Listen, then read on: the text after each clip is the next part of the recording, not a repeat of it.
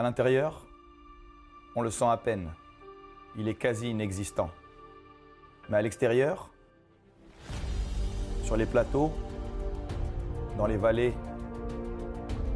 ou sur la mer, des courants d'air peuvent converger pour former des énormes masses d'énergie.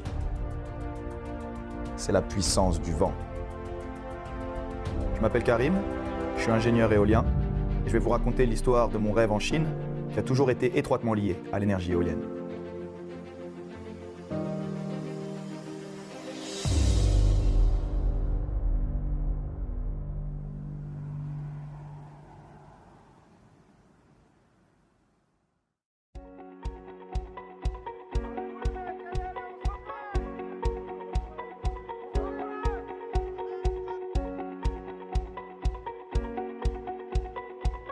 Est-ce que vous avez une idée d'à quel point les éoliennes sont grandes?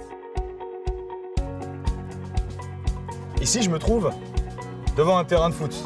Bon, un terrain de foot, c'est grand. Ici, c'est la taille d'un terrain de foot standard. Un terrain de foot standard, c'est 90 mètres par 105 mètres.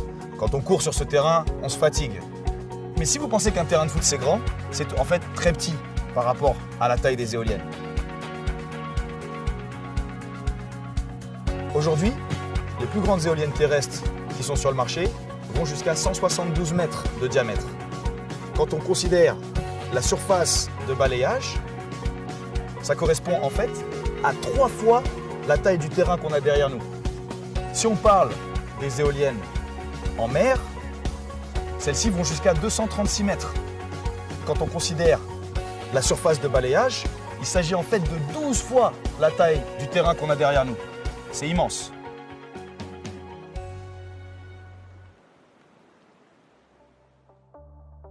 L'énergie éolienne est produite à partir de ce type d'équipement qu'on appelle une éolienne et qui, à partir de ces 3 pales qui forment un rotor, va permettre de capturer l'énergie mécanique du vent pour ensuite la convertir en énergie électrique qui va être déversée dans le réseau. En 2021, selon les derniers chiffres du GWEC, la puissance éolienne mondiale installée était de 743 gigawatts.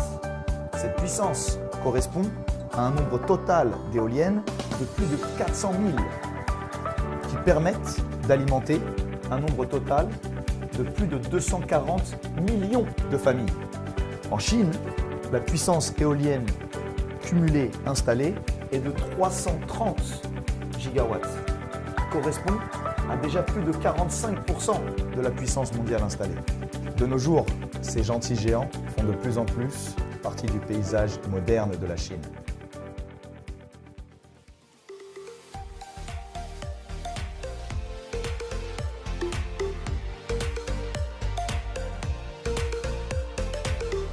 Où sont les éoliennes les plus grandes? Les éoliennes les plus grandes sont principalement en Europe, en Chine, aux États-Unis. C'est un marché qui est très global, avec des fabricants d'éoliennes qui fournissent la planète entière. Où se trouvent les éoliennes en Chine? Les éoliennes se trouvent forcément là où il y a beaucoup de vent. C'est principalement dans toute la bordure nord de la Chine, qui va du nord-ouest Xinjiang à la Mongolie intérieure jusqu'au Dongbei au nord-est. C'est là où il y a les meilleurs régimes de vent. C'est là aussi où il y a beaucoup d'espace. Ça permet de faire des parcs éoliens de très grande taille, qui vont jusqu'à quelques gigawatts. Quand on considère la taille de ces projets, on est sur des projets qui vont presque jusqu'à 50 km par 100 km. C'est des projets immenses. Ces projets sont aussi situés dans des endroits où il y a très peu de population. Il y a aussi un intérêt à mettre des projets éoliens plus près sur la côte, plus près des foyers de population, dans le Jiangsu, dans le Shandong. Et là-bas, le vent est moins fort, il y a moins d'espace, donc les projets sont beaucoup plus petits, entre 50 et 200 mégawatts.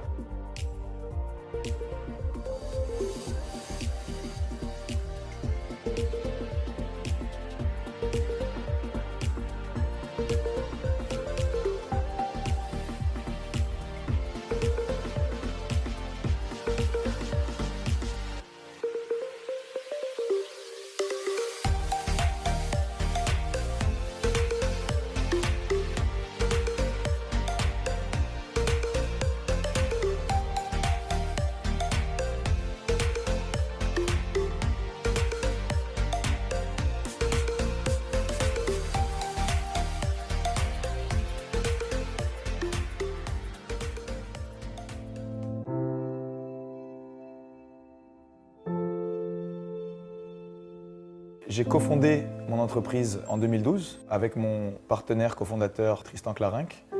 On travaillait ensemble dans une entreprise qui faisait de la modélisation de l'énergie éolienne en utilisant ce qu'on appelle de la mécanique des fluides numériques. Et on s'est rendu compte que la façon dont cette entreprise répondait aux problèmes n'était pas forcément idéale dans le sens où elle ne permettait pas d'aller dans des niveaux de précision très hauts. Et ça, c'était dû au fait que cette technologie que cette entreprise développait utilisait ce qu'on appelle un logiciel propriétaire.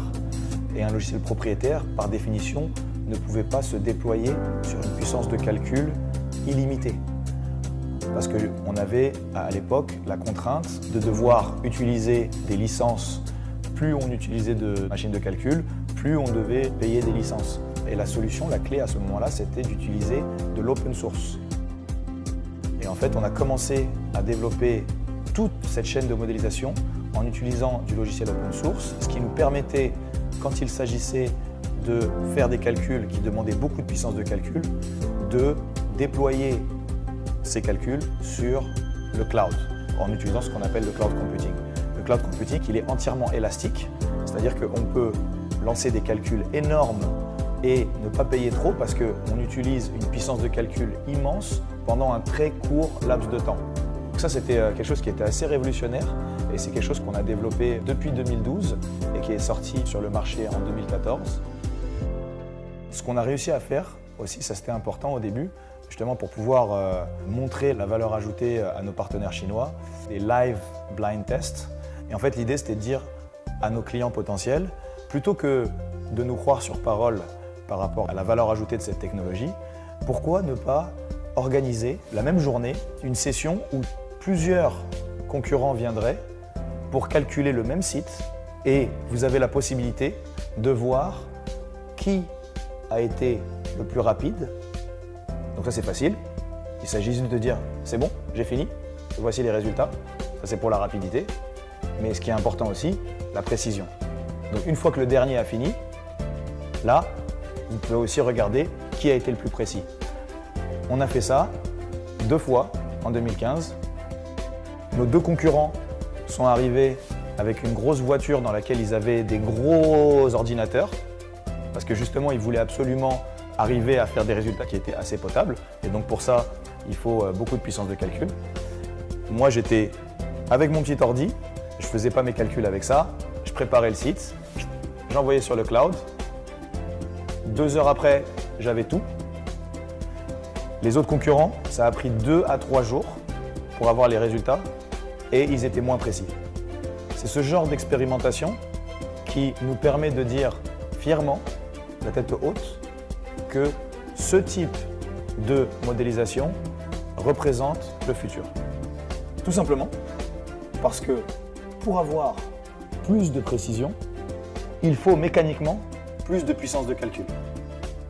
Maintenant, si on se repose sur une puissance de calcul qui est physique, limitée et qu'on voit à un moment donné forcément, on va devoir faire des compromis sur la précision pour ne pas devoir attendre trop longtemps ces résultats. Avec le cloud, on a la possibilité d'ouvrir un nombre illimité d'instances, réaliser toutes les simulations en simultané, plus de l'ordre du jour, plus de l'ordre du mois, mais de l'ordre de 1 à 2 heures. On a travaillé avec les plus grandes sociétés mondiales dans l'éolien, que ce soit EDF, Engie en France, Deutsche Wingard en Allemagne, en Chine, Guodian, Goldwyn.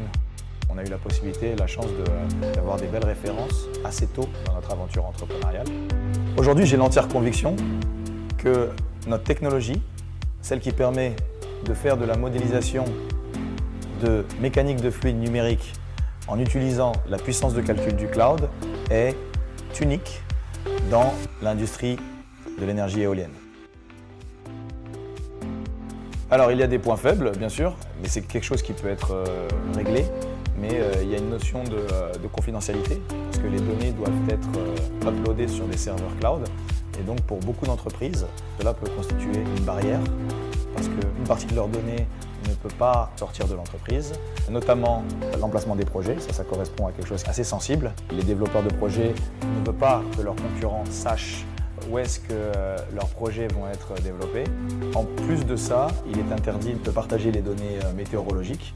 La façon dont on a géré ce problème, c'est qu'on a développé des outils qui permettent d'anonymiser les sites, notamment leur emplacement. Cela permet à nos partenaires en Chine, mais aussi ailleurs, de lancer des calculs sur le cloud en toute tranquillité.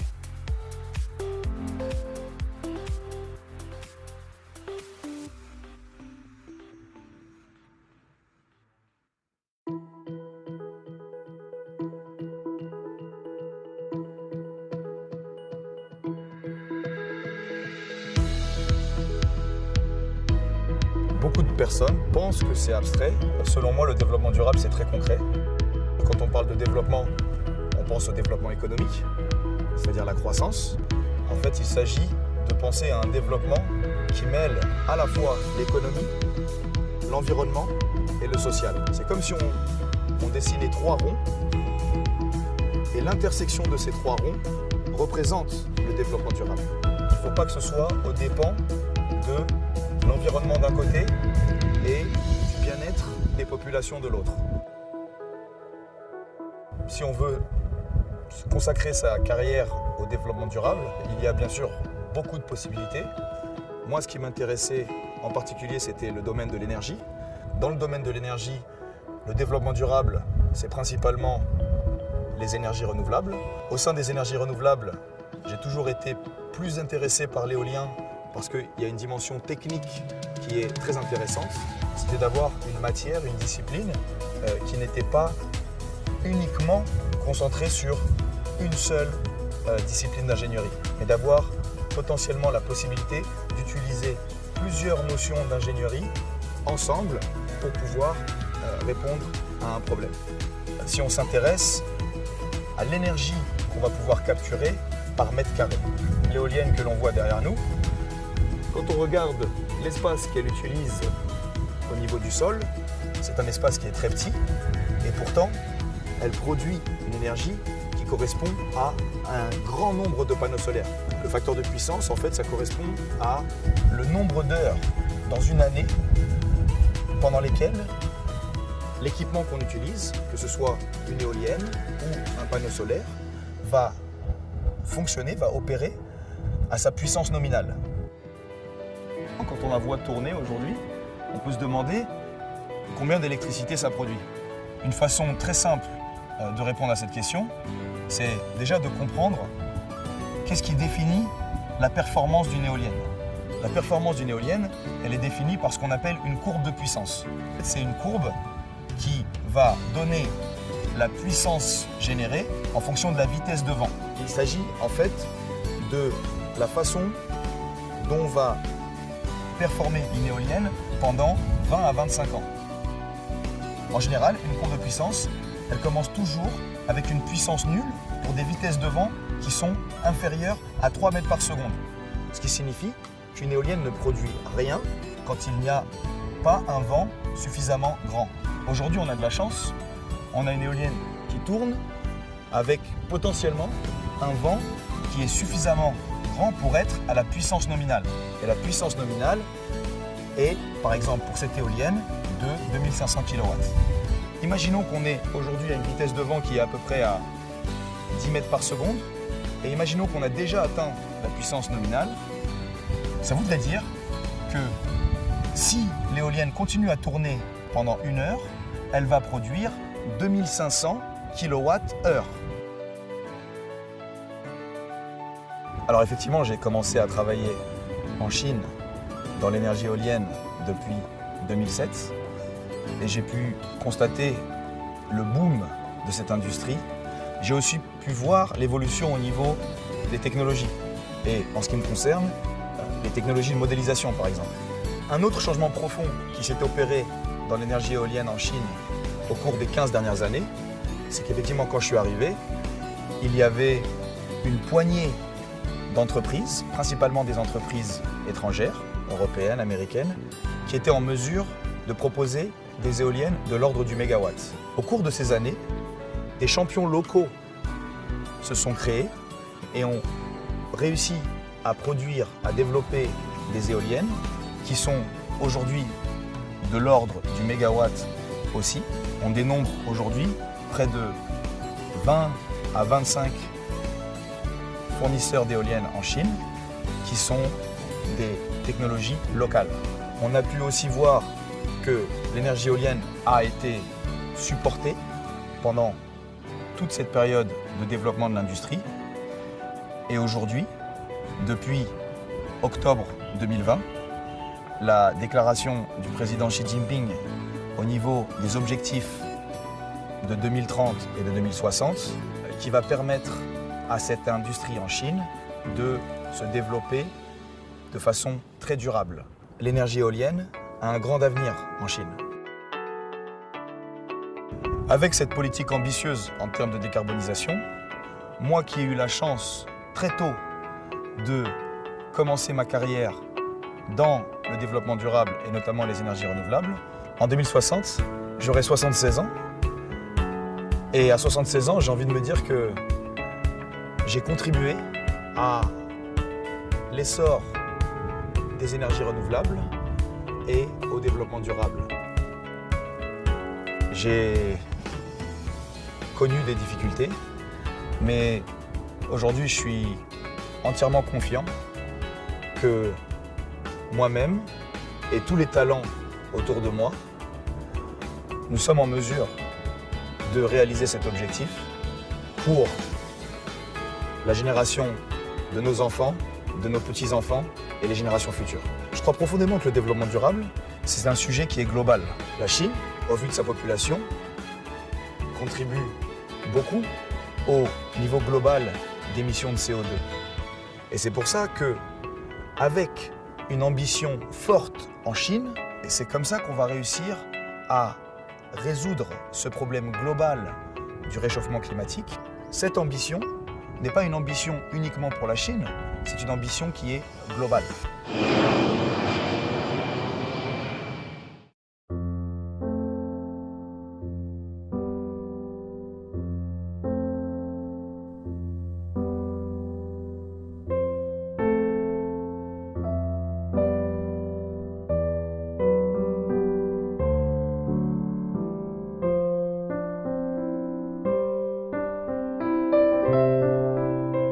我在他事业方面，我是有100%的信心，就是说，我觉得遇到这种困难不是事儿，他总归会起来的，因为这是我对他的一种信任，就是我觉得任何困难都不会打倒他。这种事情就是像在旅途中一样，你碰到的困难，你有决心去解决它，并且你永不放弃，这个精神是我在他身上看到最宝贵的一点。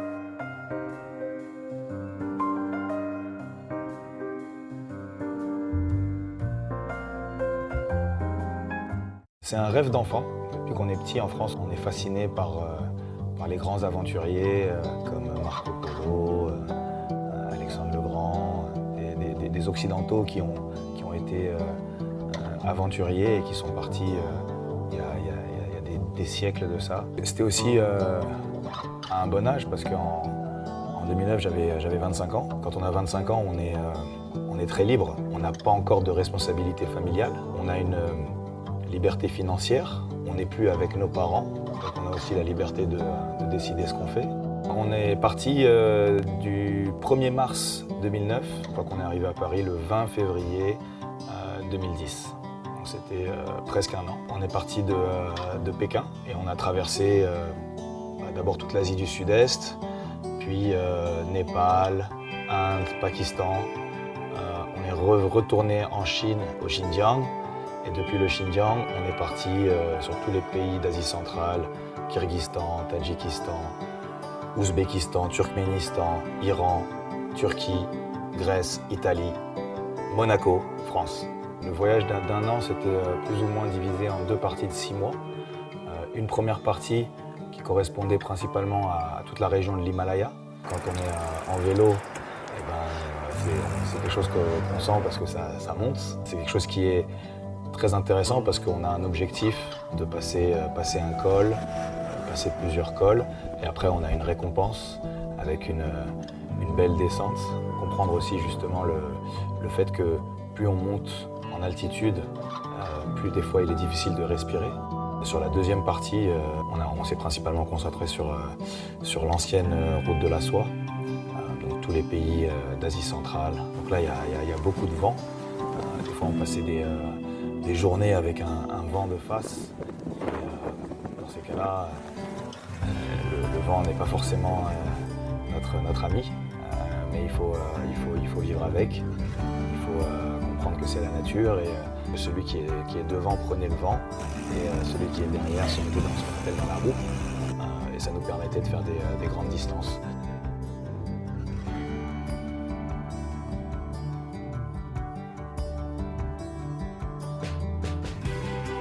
Un bouton vert qui dit tout va bien, un bouton rouge qui dit ça va pas, venez nous sauver, et un bouton orange qui est un peu bizarre, un bouton du milieu qui dit ça va pas trop, mais on va s'en sortir. Et en fait, nous, on avait très peur de ce bouton-là parce que comme on n'avait pas d'autre signal, on n'avait aucun autre message.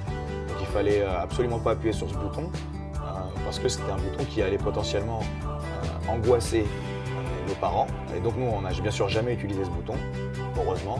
On n'a non plus, encore plus heureusement, jamais utilisé le bouton rouge.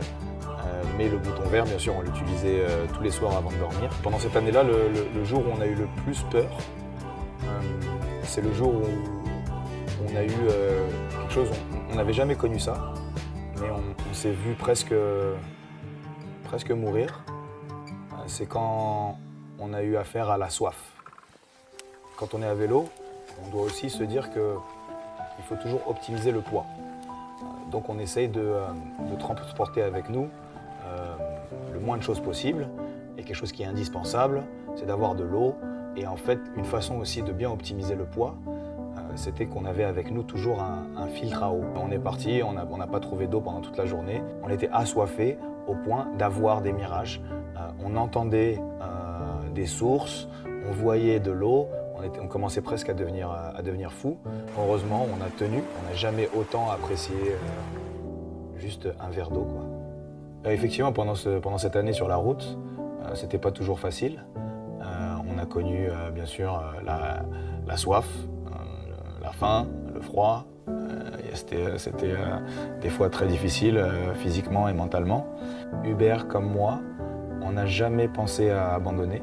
Et là, encore une fois, c'est là où c'est important le travail d'équipe. C'est qu'on avait aussi la responsabilité d'un succès collectif.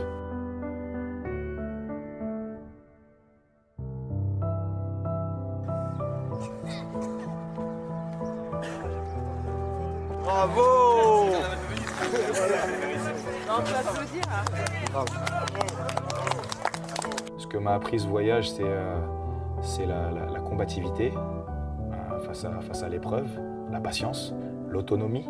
Pendant ce voyage aussi, ce qui était très important, c'était de pouvoir assister et témoigner de l'harmonie entre les hommes et la nature, et surtout de pouvoir constater que cette harmonie date depuis des siècles, voire des millénaires. Aujourd'hui, c'est important pour moi de travailler dans le développement durable.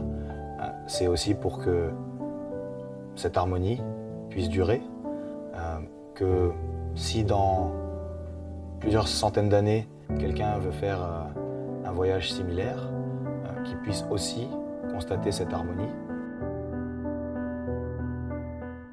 Ce qui m'a amené en Chine, c'est pas directement l'énergie éolienne. Ce qui m'a amené en Chine, c'est justement plutôt ma passion pour le développement durable. Ce choix très important que j'ai fait dans ma vie, de venir en Chine. Aujourd'hui, j'ai de la chance. Je suis un homme extrêmement heureux. J'ai plusieurs passions. Le développement durable, et en particulier l'éolien, le football, le vélo, bien sûr, mes enfants, ma famille. Et c'est toutes ces passions qui font que je suis persuadé que je vais réussir à réaliser mon rêve.